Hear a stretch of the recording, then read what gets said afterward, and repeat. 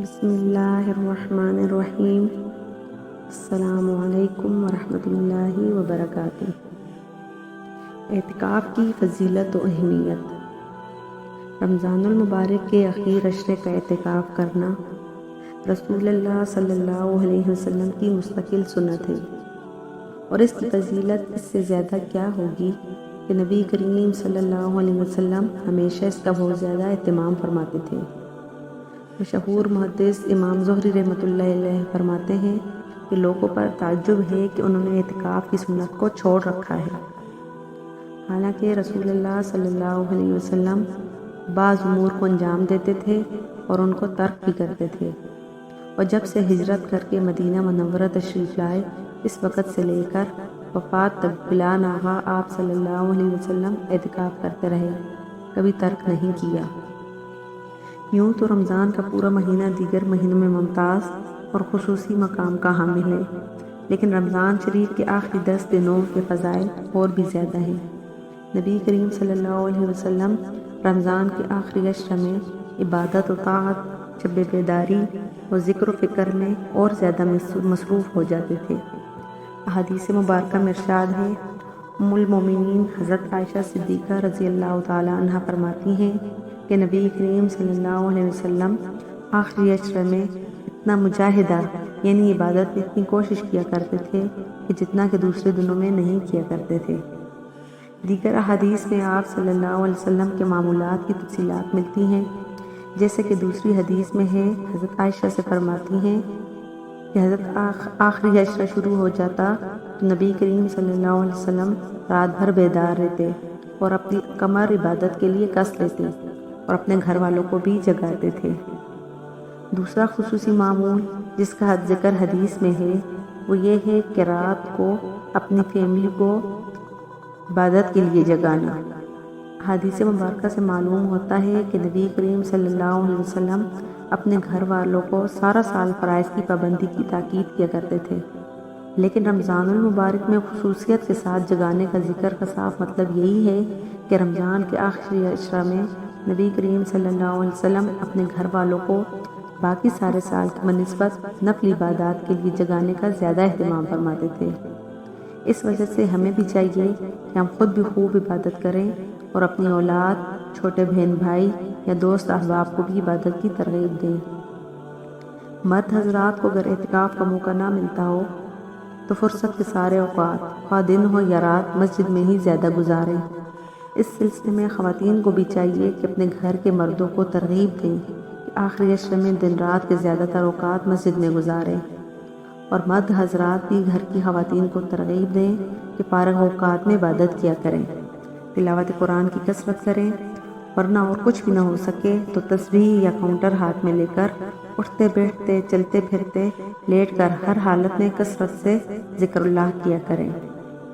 حضرت عائشہ فرماتی ہیں کہ نبی کریم صلی اللہ علیہ وسلم رمضان کے آخری عشرے کا اعتکاف فرمایا کرتے تھے، یہاں تک کہ اللہ تعالیٰ نے آپ کو وفات دے دی۔ پھر آپ کے بعد آپ کے ازواج مطہرات رضی اللہ تعالیٰ عنہ اعتکاف فرماتی رہی۔ حضرت عبداللہ بن عباس سے روایت ہے کہ رسول اللہ صلی اللہ علیہ وسلم نے فرمایا، جو شخص اللہ کی رضا کے لیے ایک دن کا اعتکاف کرتا ہے تو اللہ تعالیٰ اس کے اور جہنم کے درمیان 3 خندقوں کو آڑ بنا دیں گے۔ ایک خندق کی مسافت آسمان و زمین کی درمیانی مسافت سے بھی زیادہ چوڑی ہے۔ سبحان اللہ! ایک دن کے اعتکاف کی یہ فضیلت ہے تو رمضان المبارک کے آخری عشرے کے اعتکاف کی کیا فضیلت ہوگی۔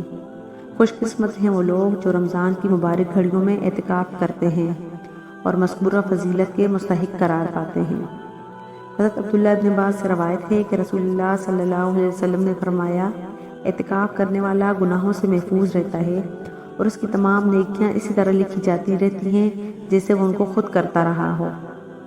اس حدیث میں اعتکاف کے 2 فائدے بیان کیے گئے ہیں۔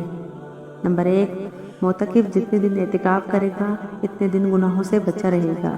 نمبر 2، جو نیکیاں وہ باہر کرتا تھا، مثلا مریض کی عیادت، غربا کی امداد، دینی مجالس میں حاضری اور مرد حضرات کے لیے جنازہ میں شرکت وغیرہ، اعتکاف کی حالت میں اگرچہ ان کاموں کو نہیں کر سکتا لیکن اس قسم کے اعمال کا ثواب اس کے نامہ اعمال میں لکھا جاتا ہے۔ جس ایک حدیث میں آتا ہے کہ جس نے اللہ کی رضا کے لیے ایمان و اخلاص کے ساتھ اعتکاف کیا تو اس کے پچھلے گناہ معاف ہو جائیں گے۔ اس حدیث میں اعتکاف کرنے پر جن گناہوں کی معافی کا وعدہ کیا گیا ہے ان سے مراد گناہ صغیرہ ہیں، کیونکہ گناہ کبیرہ کی معافی کے لیے توبہ شرط ہے۔ اعتکاف کرنے والا جب مبارک ساعت میں اللہ تعالیٰ کے حضور گڑ گڑاتا ہے، آہ و بکا کرتا ہے اور اپنے سابقہ گناہوں سے سچی توبہ کرتے ہوئے آئندہ نہ کرنے کا عزم کرتا ہے تو یقینی بات ہے کہ اس کے کبیرہ گناہ بھی معاف ہو جاتے ہیں۔ اس صورت میں حضرت صلی اللہ علیہ وسلم کے ارشاد مبارک میں گناہوں سے مراد کبیرہ بھی ہو سکتے ہیں جن کی معافی اعتکاف میں ہوتی ہے، لہٰذا معتکف کو چاہیے کہ وہ توبہ استغفار کا ضرور اہتمام کرے۔ حضرت عائشہ رضی اللہ تعالیٰ عنہ فرماتی ہیں کہ رسول اللہ صلی اللہ علیہ وسلم رمضان کی آخری عشرہ میں اعتکاف فرمایا کرتے تھے اور فرمایا کرتے کہ لیلۃ القدر کو رمضان کی آخری راتوں میں تلاش کیا کرو۔